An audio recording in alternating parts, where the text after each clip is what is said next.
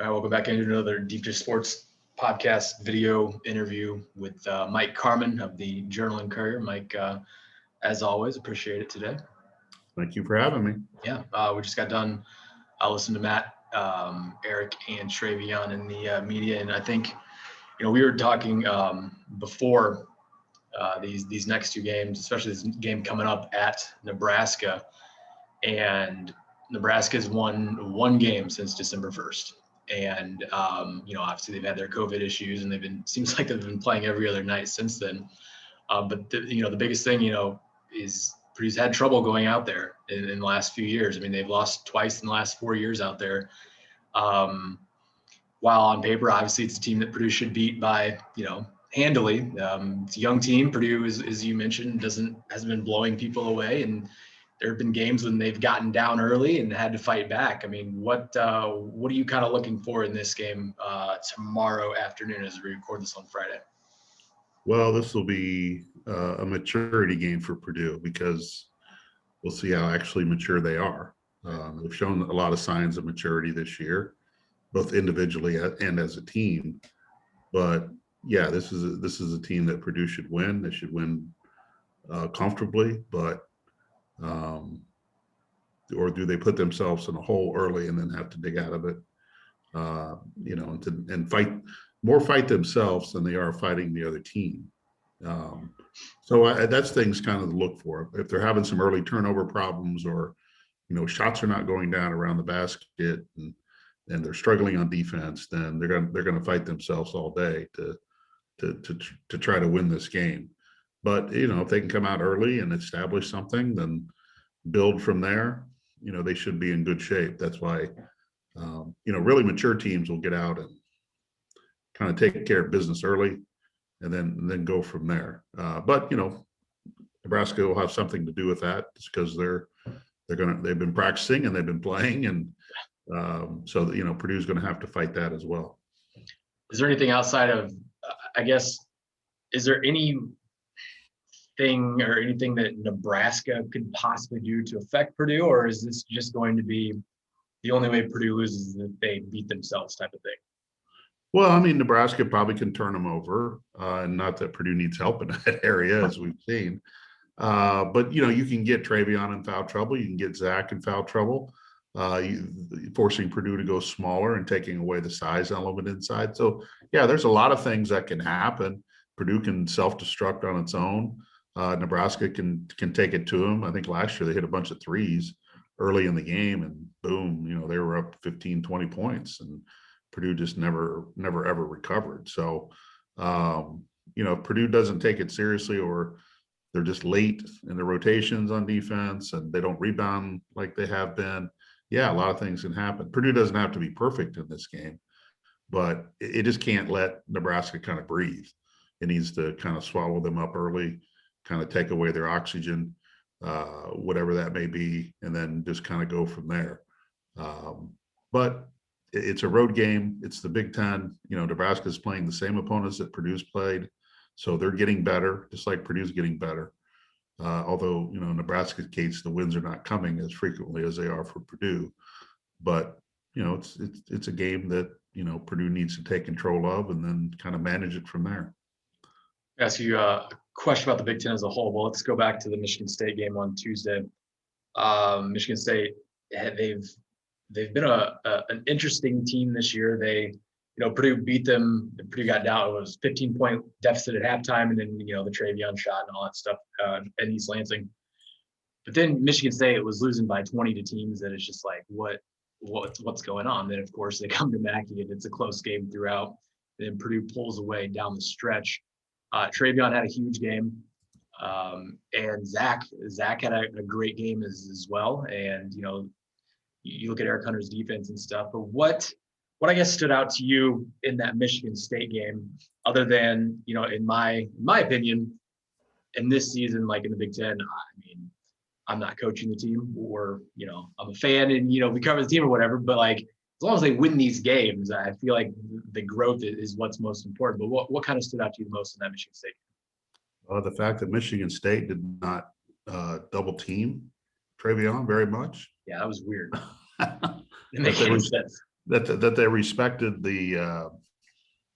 Purdue's ability to shoot more than I'm not saying they disrespected Travion, but in these games and especially in the Big Ten, you've got to try to take away something.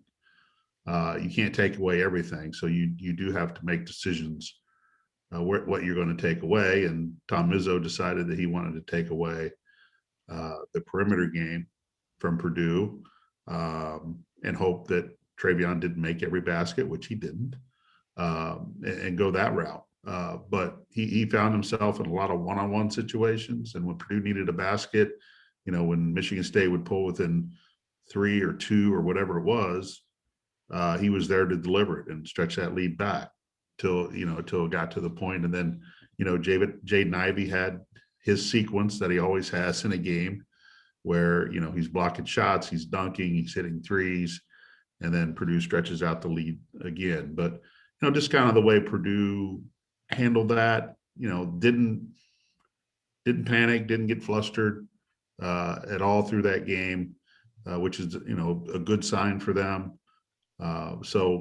And to sweep a team like Michigan State, even though they are down a little bit this year, just kind of gives Purdue a boost of confidence. And I think this now kind of sets the stage for them to finish the regular season off on a high note and then go into the Big Ten tournament and the NCAA tournament with some momentum and feeling good about themselves as they hit the postseason. It's no secret to anyone that's watched these last couple games. Sasha is just, he's not Sasha. Obviously, and once he starts to knock down a few shots, I think, the groove will come back, but he's just struggled. I think moving forward there, that's obviously a piece that they're going to need if they're going to make noise in the Big Ten tournament and in March and beyond. Yeah, they've got to get their three-point shooting straightened out. That seems, as of right now, the missing piece to Purdue. But as you go through the season, more missing pieces pop up. Right. So they've got to be able to overcome all that. But right now, if they, their three-point shooting needs to pick up. I think I figured it up that Travion and Zach have combined for 52% of the points the last 2 games. That's more than half. And you're getting free throws and you're getting production from mid-range jumpers and things like that. But Purdue's they've hit 5 3-pointers the last 2 games. And they are good. I think they are a good shooting team. I think they have good shooters. I think Sasha is one of the best in the Big Ten. Brandon Newman, when he just catches and shoots and doesn't think about it, can be one of the better ones in the Big Ten. Mason Gillis has shown that he can hit a 3. Eric Hunter can hit a 3. Isaiah Thompson can hit threes. Yeah. They've got a lot of guys that can do it. They just collectively, they're not doing it right now. And they've had moments. I think they've had 9 games where they've hit at least 8 3-pointers. Okay. So that they've proven they can do it. It's there. Yeah. Yeah, they're more than capable of doing it. But when you get overplayed a little bit, like Michigan State did, it does make it a little bit more difficult. But I do think that kind of once Sasha gets going, everything will kind of fall into place in that area, because his confidence, I think, will just kind of rub off on everybody else. And then teams are really going to have to make some tough choices when it comes to Gardner Purdue, because they get the 3-point shooting going. You can't pay a lot more. You got to pay attention to both areas. And now what do you do with Travion? What do you do with Zach? There's a lot of different things that you can do. But as you get deeper into tournaments, the competition gets a little bit better also, where, if you're playing somebody like Iowa, they have Luka Garza that can probably play Travion one-on-one, and then you can pay attention to the perimeter guys. But some other teams don't have that luxury. But I think Sasha holds the key to this, and I think he'll get going. I think he kind of overestimated how he would come back from COVID. Yeah. We don't have a lot of experience. Nobody has a lot of experience coming back from COVID, but I think he overestimated a little bit. I think whether he was just saying he didn't want to ease back in or it wasn't going to be that big of a deal. I think after playing 2 or 3 games, I think he realizes how big of a deal it is. And he just got to work himself back in. He hasn't He hasn't made a 3-pointer since he came back, but I think eventually he will go off for a few here, whether it's Saturday or the next time they play. Last thing, let you run. Something Brian said in the thing about, I mean, we all know the Big Ten's been one of the best conferences. I mean, usually they are, but especially this year. I think, correct me if I'm wrong, he said that according to Kim Palm, this is the best conference ever. Is that what? What? I wouldn't be surprised based on numbers and analytics and metrics and all that kind of stuff. What do you think about that? I mean, can you remember a Big Ten conference top to bottom that's been as good as this? Or, I mean, what do you think? There's probably others that do compare a little bit, but when you're just looking at the 14 team era of the Big Ten conference, this is probably the strongest it's been since Maryland and Rutgers joined the league. You can go back to when they had 11 teams and 10 teams, and the league was really good back then, but that's when not everybody got in the tournament and you had to win the regular season, so on and so forth. So, but since, I think you probably start over the last, 8 or 9 years when Rutgers and Maryland came in, and just how better everybody is now. Maryland obviously has added a lot. Rutgers is a whole lot better than what it was when it first came into the league. That's adding a lot. Northwestern got off to a great start this year, but has faded. And really, your bottom of the league, as weird as this sounds, really helps strengthen your league. You can be really good at the top, and the Big Ten is, but if your bottom's not that good, it's really going to show up. But you look at the bottom 3 or 4 teams, you're looking at teams maybe outside of Nebraska that potentially could make a run in the Big Ten tournament. Michigan State can straighten itself out. Northwestern proved early in the year it could string together some wins. And then you got a team like Minnesota that's going to be hanging around 10th, 11th place, and they've got one of the better players in the league in Marcus Carr. So this might be the strongest that it's ever been when you add everything up. When you look at the number of teams that are probably going to be seeded in the top 8, you're going to have at least 3. You're going to have probably 2 number 1 seeds. Yeah. Then you're going to have a number 2 seed. And then maybe somebody else can sneak in there and get another top 4 seed. When you look at it that way, then when you look at the number of All-Americans that are going to come out of this league this year, and you're going to have the player of the year with Luka Garza, and not far behind is Io from Illinois. You go right down the list. I mean, Ohio State has had a fantastic year. And Purdue's beaten them twice. Yeah. So really? Purdue might want to avoid a third meeting with that. I think so too. Just you don't want to push the law of averages there. But yeah, I mean, this is a really, really good league, and I'll share this. My wife has already declared that a Big Ten team will win the national championship. It's like, well, you understand that Gonzaga is in the tournament, and they have rolled somebody. But to me, it'd be a fascinating matchup to see Gonzaga play maybe 2 or 3 Big Ten teams in a row, if it could work out that way, just to kind of compare where they're at, compare, how much does playing in a strong league really mean, or the fact that Gonzaga has this wonderful talent across the board is going to win out. So, I mean, that's something I would really look forward to in the NCAA, is seeing Gonzaga maybe play 2 or 3 Big Ten teams in a row, or at some point in the tournament, to kind of get a gauge of, where they're truly at, and also it would help, I think, assess the Big Ten even more. You mentioned Luka and Io. I think. Do you think there's any way Luka doesn't win Big Ten Player of the Year? I mean, with Iowa falling a little bit, and then what Iowa's done recently, and Illinois kind of moving up a little bit. I mean, or do you just think it's just Garza, and then it should be Garza? Yeah. I mean, yeah, Illinois has slipped a little bit, but the way they went into Wisconsin last night and took care of the Badgers, I think they're starting to get it together. Turning point there for them.